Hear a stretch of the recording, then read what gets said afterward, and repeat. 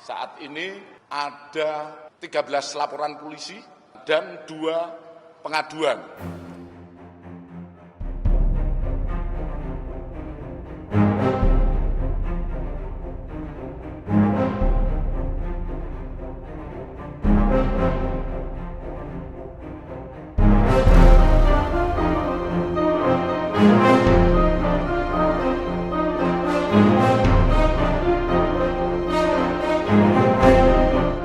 Lebih lanjut terkait dengan yang saat ini juga menjadi perhatian publik dan masyarakat adalah adanya laporan terhadap terlapor saudara Rocky Gerung.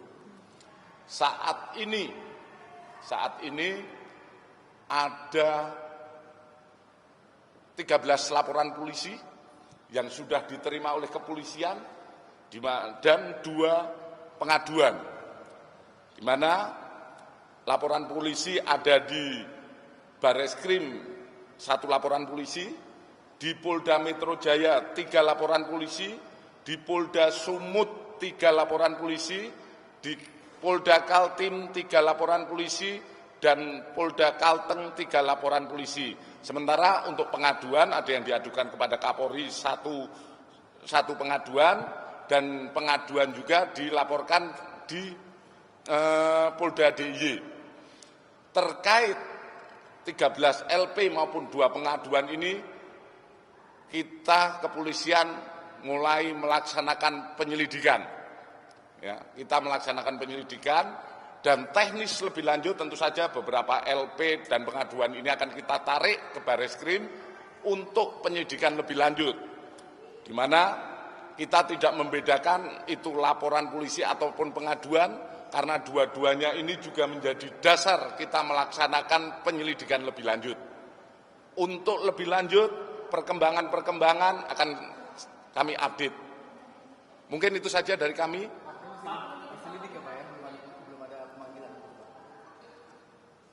Penyelidikan bisa dilaksanakan dengan menganalisa terkait laporan, kemudian kalau yang dilaporkan itu video, kita mulai menganalisa video, kemudian dari beberapa pelapor juga sudah dilaksanakan pemeriksaan.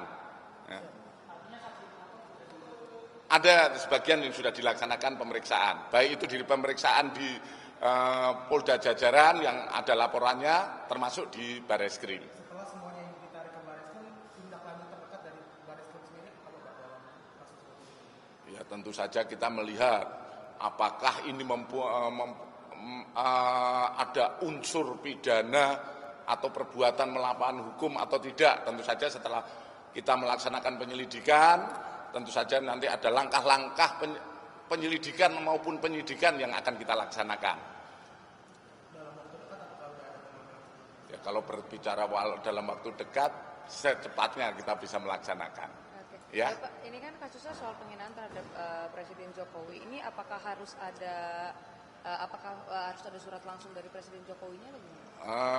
Mohon maaf, yang dilaporkan adalah terkait dengan menyebarkan berita bohong, kemudian